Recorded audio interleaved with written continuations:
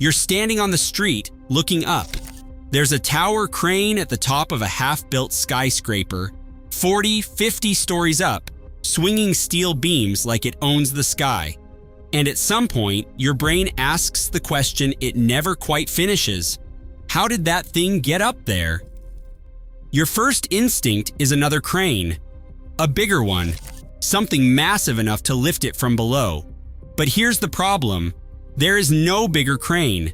Tower cranes don't get lifted. They climb. They add to their own structure while standing on it section by section without any external help once they pass a certain height. And the physics of how that's even possible, that's where this gets genuinely strange.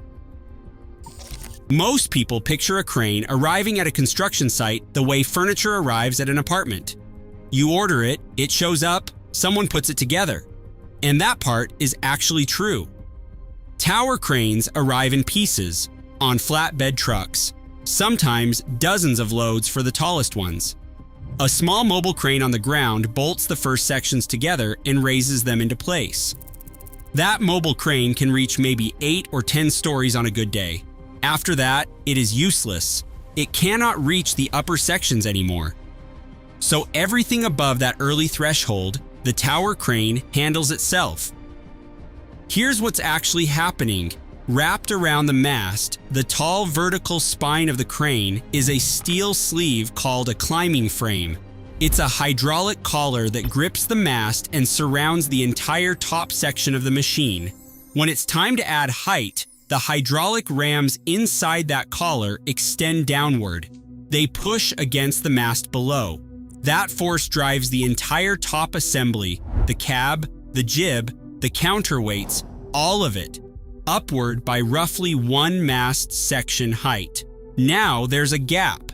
A crew slides a new steel section horizontally into that gap, bolts it in, and the collar resets. The crane just grew its own spine by 1 unit, the part that should stop you cold. During the few minutes while that new section is being slid in, the top half of the crane is sitting in open air, resting on nothing but hydraulic rams. It isn't bolted to anything below it.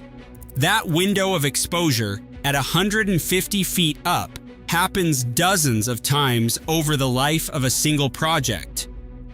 Now here's the twist most people don't see coming. If you had to guess the most dangerous moment in a tower crane's life, you'd probably say near the top, maximum height, maximum wind exposure, maximum leverage. That instinct is wrong. The most dangerous phase is the first climb, when the mast is still short and only the ground anchors are holding it. The reason is leverage. Wind doesn't just push, it applies a rotating force on the base. The shorter the mast, the less structure there is to distribute that rotation. The anchor bolts at ground level are doing almost all the work alone. At full height, with multiple tie-in collars bolted into the building's concrete floors at regular intervals, the load is shared across the entire system. A fully climbed crane is structurally more stable than a half-climbed one. The thing looks scarier as it rises. It's actually getting safer. At full height, a tower crane mast is designed to flex, not crack, flex. In strong wind, the top can visibly sway by a foot or two. That's intentional. A perfectly rigid structure at that scale would fracture under dynamic load instead of absorbing it. But the real structural threat isn't height or sway, it's torsion. The horizontal arm of the crane, called the jib, has to be counterweighted at the rear. Those counterweights can exceed 20 tons. During a climbing cycle, as the crane's geometry shifts, those counterweights have to be repositioned. Get the balance wrong, even slightly, while climbing, and the forces on the mast don't just increase. They twist. Asymmetric torsion during a climb is exactly what catastrophic failures look like. There's a layer most people never picture. The crane doesn't just stand beside the building as it rises, it's physically attached to it. Anchor collars bolt directly into the concrete floor slabs at set intervals, sometimes every 4 or 5 floors. The crane is tied into the building it's building. which means the two structures are mechanically dependent on each other throughout construction. That creates a sequencing problem that runs the entire site.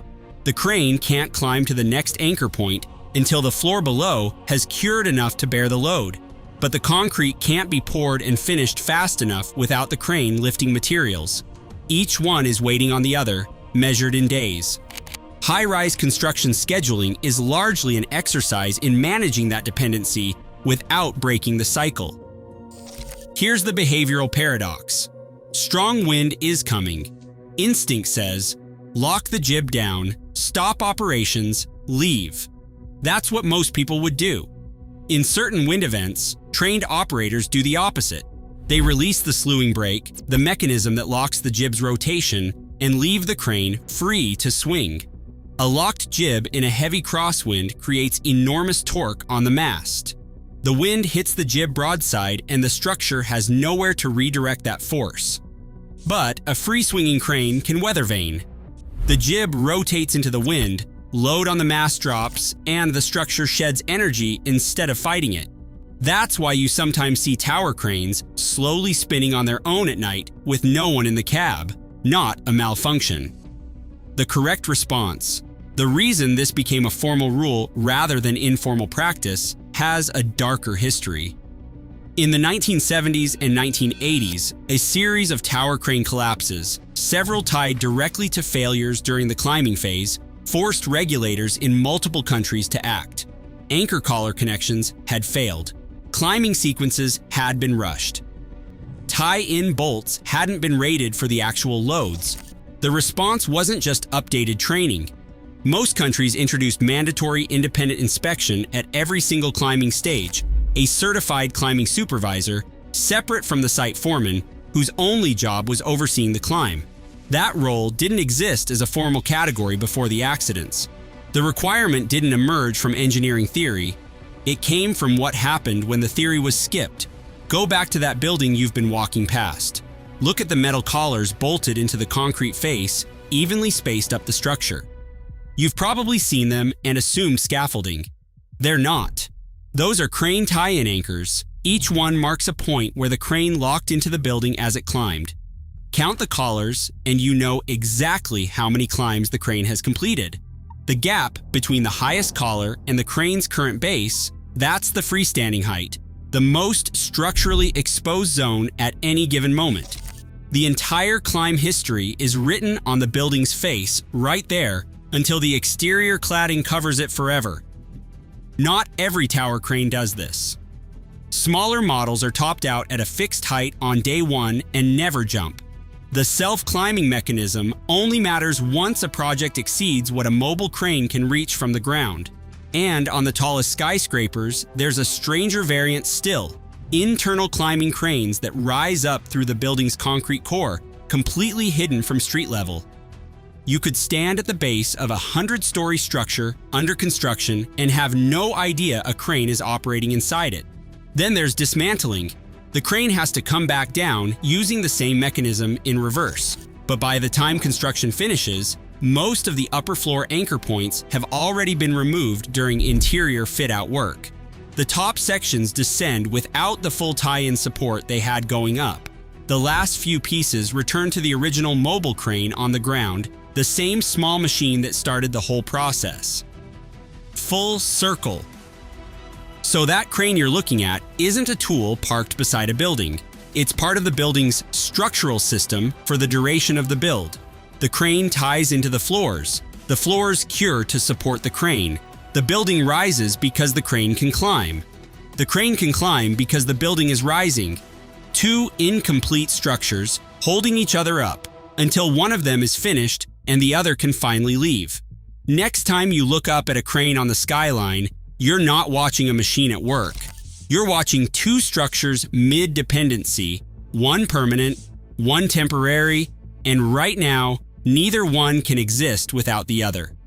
Which opens a question nobody on the street is thinking about. If that crane is bolted into a half-built skyscraper, and that skyscraper sits on ground that can move, what happens during an earthquake? A finished building is engineered and tested for seismic load. A building at floor 30 with a crane anchored into floor 26 is a completely different structure with completely different failure modes. Construction phase seismic engineering is its own discipline, almost entirely invisible to the public, and the rules governing a half-built high-rise in an active seismic zone are almost nothing like the rules that apply once the last floor is poured.